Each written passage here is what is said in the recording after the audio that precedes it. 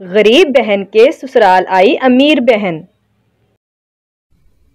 निशा अपने गरीब ससुराल में चूल्हे पर बैठकर रोटियां बना रही होती है। उसके गरीब सास ससुर और पति बैठे खाना खा रहे होते हैं। माँ जी, क्या आप और रोटी लोगे?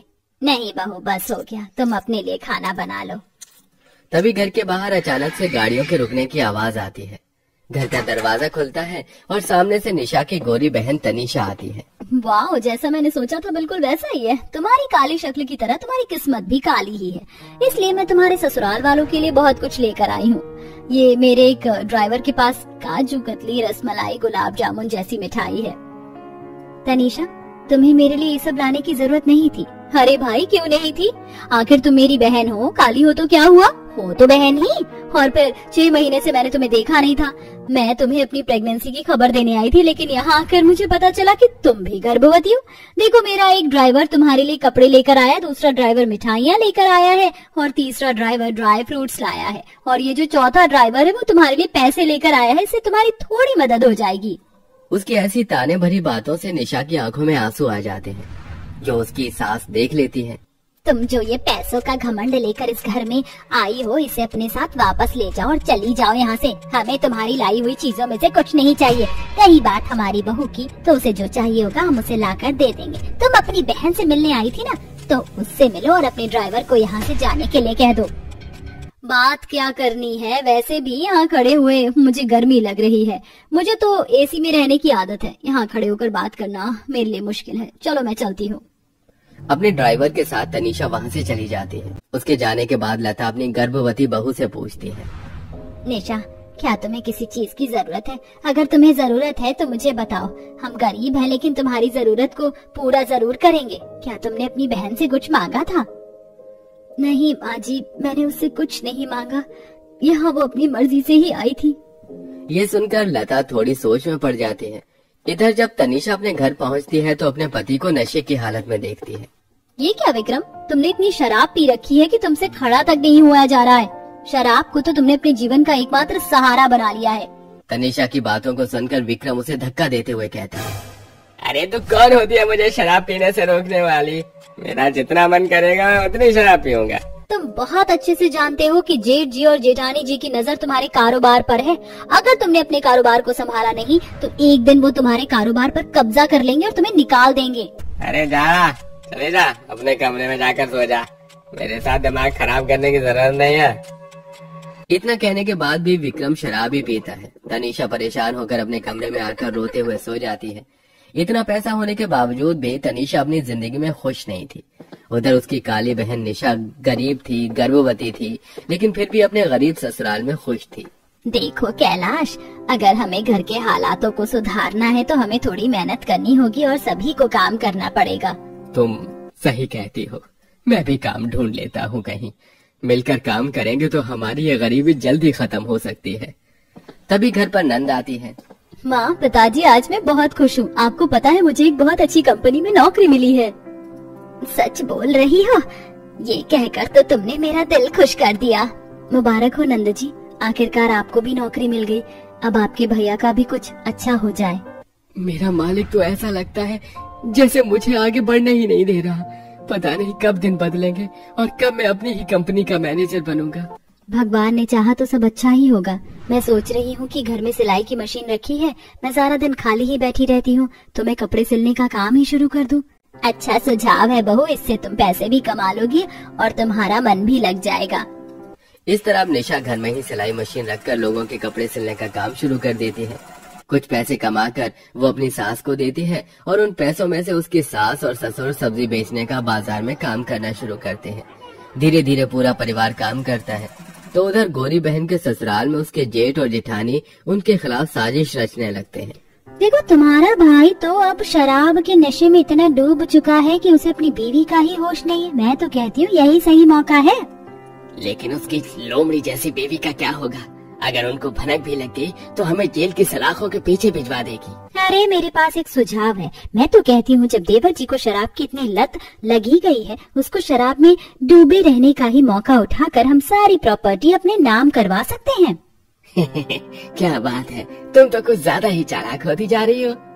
इस तरह रूपाली और आजाद विक्रम को धोखा देने का प्लान बनाते हैं और उसकी नशे की हालत का फायदा उठाकर कारोबार, जायदाद और महल जैसा घर के कागज पर साइन करवाकर सब कुछ अपने नाम करवा लेते हैं। ऐश और आराम तो बहुत दिन उठा लिए देवरानी जी, अब समय है कुछ अच्छे बुरे दिन देखने का। अच्छे दिन गए, बुरे दिन आ गए। तुम कहना क्या चाहती हो जेठानी जी? कि ये कारोबार, ये घर, ये सब कुछ हमारा है, तुम्हारा कुछ नहीं रहा। अपने नशेड़ी पति को उठाओ और यहाँ से चलती बनो।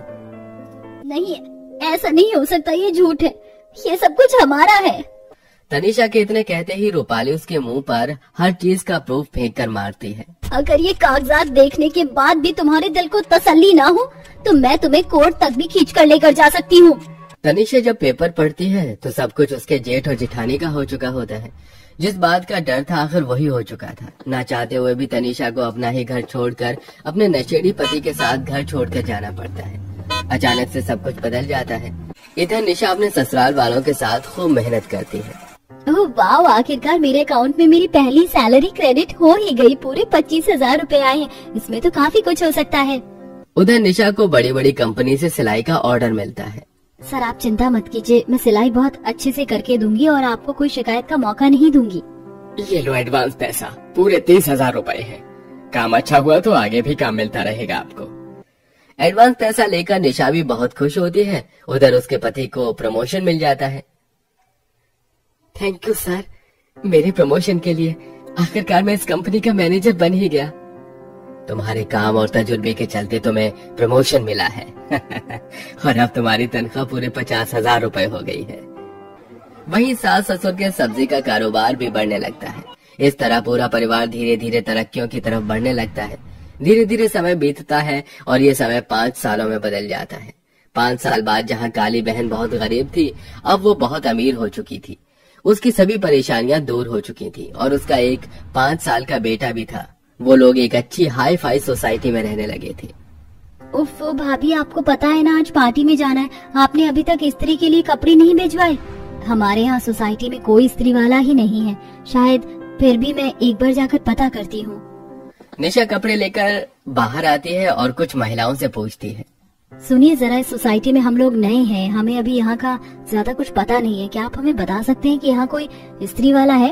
हाँ, यहाँ पर एक स्त्री वाली औरत है, बेचारी बहुत गरीब है। थोड़ी सी दूर पर उसका छप्पर है जहाँ वो रहती है। देखना उसका नशेड़ी पति घर पर ना हो, वो कस्टमर को देखकर बवाल करता है। बेचारी इतनी मेहनत के बाद भी सुख से नहीं रह पा रही है, उसका पति उसे बहुत दुखी करता है। अच्छा, आपका बहुत शुक्रिया, मैं जाकर देखती हूँ। निशा ऐसा कहकर आगे की तरफ बढ़ने लगती है और चलते चलते वो उसी झोपड़ी के छप्पर के पास पहुँचती है। शायद यही है उस औरत का घर जिसके बारे में वो महिलाएं बता रही थी। निशा बाहर से आवाज लगाती है, अरे घर पर कोई है क्या? मुझे इस्त्री करवानी है, मैं इस्त्री के लिए कपड़े लेकर आई हूँ। अभी आती हूँ, जरा रुकिए। जैसे ही वो औरत बाहर आती है, वो औरत और कोई नहीं बल्कि तनीषा ही थी, जो कि निशा की बहन है। तनीषा को देखते ही निशा हैरान हो जाती है। अरे तनीषा, तुम यहाँ इस हालत में, ये सब कैसे हुआ? निशा को देखते ही तनीषा की आंखों में आंसू आ जाते हैं।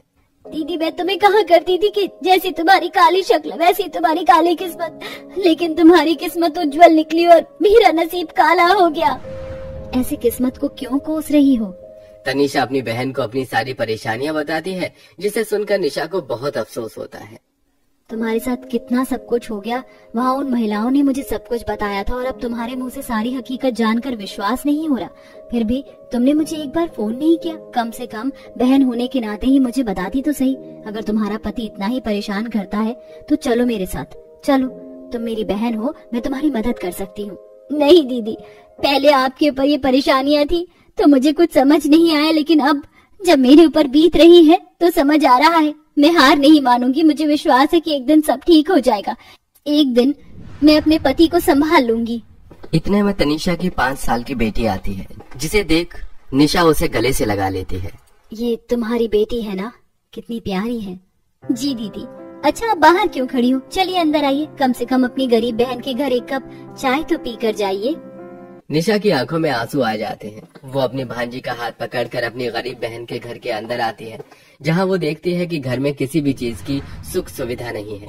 फिर भी तनीषा उसे प्यार से 2 प्याली चाय के पिलाती है। दोनों बहनें प्यार प्रेम से एक दूसरे से बातें करती हैं। आशा है कहानी आपको पसंद आई होगी। वैसे आपकी कितनी बहनें हैं? आप सबसे बड़े हैं या छोटे? कमेंट में बताना ना भूलें। Please like and subscribe my channel.